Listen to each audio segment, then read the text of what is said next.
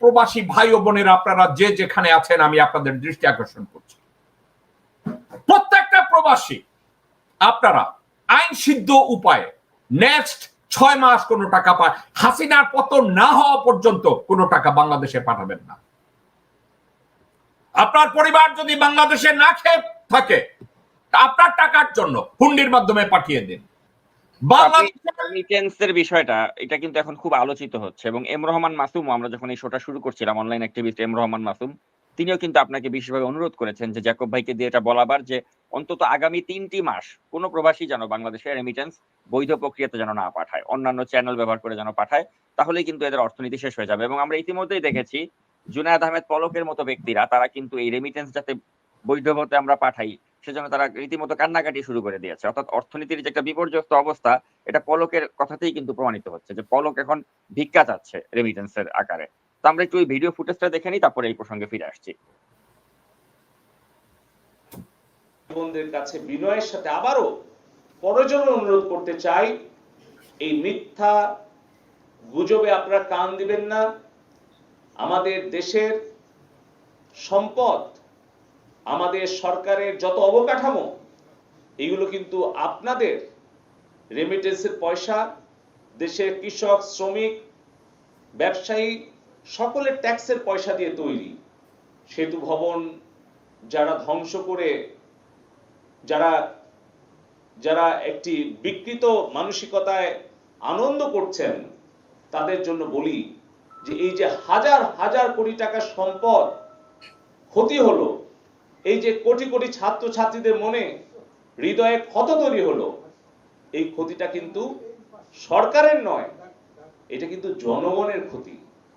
এই elevated expressway, এই metro rail, Padma সেতু, ডেটা সেন্টার, বাংলাদেশের যত কিছু অবকাঠামো, তার ক্ষতি হলে এটা দেশেরই ক্ষতি হবে, জনগণের ক্ষতি হবে। তো আপনি শুনলেন তার বক্তব্য। আমি আমি আমি জুনায়েদ পলককে আমি বলি, একটা হায়নাকে যদি আফ্রিকার জঙ্গলে হারাইয়া যায়, ওখানে যদি আরো 25টা হায়না ধইরা ওই হায়নাটাকে ধর্ষণ করে, তাহলে একটা পলকের জন্ম হয়। এই পলককে বলি, তুই রেমিটেন্স বাজানোর সাথে আর এই জাতীয় সম্পদ সেতু, একটা 10 টাকার সেতুকে তুই $10 বিলিয়ন খরচ করে তুই তৈরি করেছিস। তোর গায়ে একটা পাঞ্জাবি কেনার পয়সা ছিল না, তুই আজকের নিউ ইয়র্কে বাড়ি কিনিস, ইউরোপে বাড়ি কিনিস, তোর আশেপাশের পুরা গ্রাম কিনে ফেলিস। তুই টাকা পাইছিস কোথায় পলক? তোর মতো একটা হায়নার বাচ্চা, তোর বাবা হায়না, তোর মা হায়না, তোর জন্ম হয়েছে এভাবে।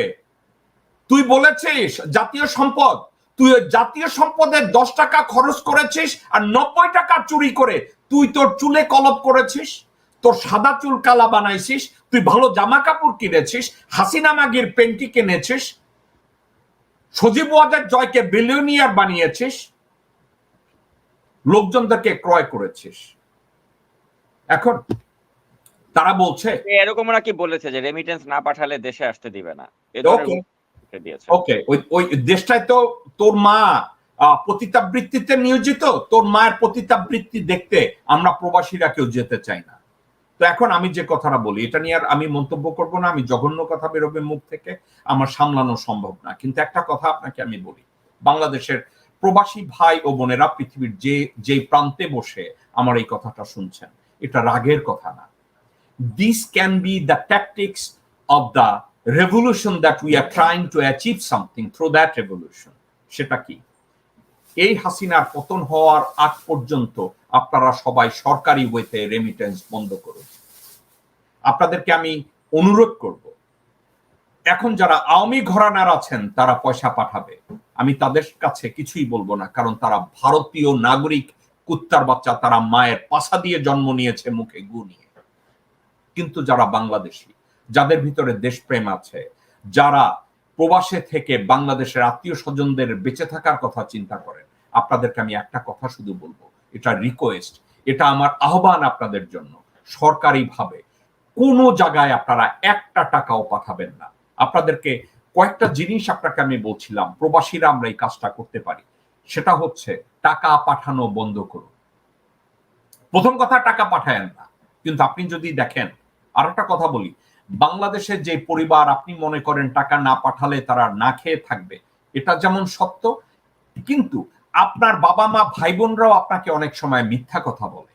আমাদের দেশের আত্মীয় স্বজন অনেকেই, আপনারা যারা প্রবাসে থাকেন তাদেরকে বলদ বানানোর জন্য, তাদের রক্ত চুষে খাওয়ার জন্য মিথ্যা ব্যাখ্যা করে।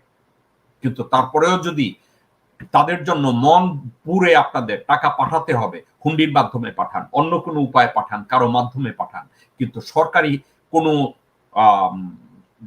সরকারি পদ্ধতির মধ্যে গিয়ে কোথাও টাকা পাঠাবেন না। কারণ এই টাকা হাসিনা মাগিকে সহায়তা করে। এই টাকার দ্বারা সে বলছে না ব্রিজ তৈরি করে, না, এই টাকার দ্বারা ভারতের যান চল। আপনাদেরকে আমি একটা কথা বলি, তারা বাংলাদেশে মহাসড়ক তৈরি করছে বাংলাদেশের জনগণের জন্য না, ভারতের মিলিটারি ভেহিকল চালানোর জন্য। আপনার টাকা আমার টাকা ব্যবহার হচ্ছে মিলিটারি ভেহিকল চালানোর জন্য, ভারতের মিলিটারি ভেহিকল। তো আপনি আমি কেন ওই খরচটা দিতে যাব? হাসিনা মাগি ক্ষমতায় থাকবে এই জন্য আমরা এই টাকাটা দেব? আপনাদেরকে আমি রিকোয়েস্ট করব, নেক্সট হাসিনা মাগির পতনের আগে বাংলাদেশে আপনারা একটা টাকা সরকারি নিয়ম অনুযায়ী পাঠাবেন না। এটাকে কি বলে? Disobedience of citizen to achieve a greater goal. আপনারা এটা করেন। নাম্বার 1, বাংলাদেশি ভাই ও বোনেরা, এই কথাটা আমি বলা বন্ধ করে দিয়েছি, অন্য বিষয়ে আমি এনগেজ হয়েছি। সে বিষয়টা কি? ভারতীয় পণ্য বয়কট করুন। ভারতীয় পণ্য যেন আপনার ঘরে কোনোদিন না ঢুকে, ওটা হারাম, ওটা গু। ভারতীয় পণ্য যেন কখনোই আপনার ঘরে, আপনার কিচেনে, আপনার গায়ে কোথাও যেন না ঢুকে। ভারতে চিকিৎসা দেয়া বন্ধ করুন। ভারতে সন্তানদের শিক্ষা দেয়া বন্ধ করুন। ভারতীয় কোন নাগরিক কথায় যদি টের পান এরা ভারতীয় নাগরিক, মুখ ছড়ে মারেন তার মুখের উপরে। এবং আরো একটা কথা বলি, আওয়ামী লীগ যারা করেন, যারা বলেন আমরা মুক্তিযোদ্ধার সন্তান, আমি আপনাদের দিকে তাকিয়ে বলছি, মুক্তিযোদ্ধার কোটা 30% আপনাদের জন্য না, ভারতীয় সুকুমারের জন্য, ভারতীয় গোবিন্দর জন্য, ভারতীয় রানা দাসের জন্য, ভারতীয় পীযুষের জন্য। ভারত বাংলাদেশের মোহাম্মদ কায়সারের জন্য না, আব্দুল মজিদের জন্য না, মোহাম্মদ কাইয়ুমের জন্য না, সাবেরের জন্য না, নাজমুল সাকিবের জন্য না। এটার জন্য আপনাদের মাথায় থাকে। আমি এই বিষয়ে শুধু একটা কথা বলবো, বাংলাদেশে আপনারা এই হাসিনা মাগির পতনের আগে নিয়ম অনুযায়ী কেউ টাকা পাঠাবেন না। কেউ যদি টাকা না পাঠিয়ে পারেন পাঠাবেন না, নিজের কাছে টাকা সেভিংস করেন। আর যদি কেউ না খেয়ে মারা যায়, হুন্ডির মাধ্যমে তাদেরকে টাকা পাঠান।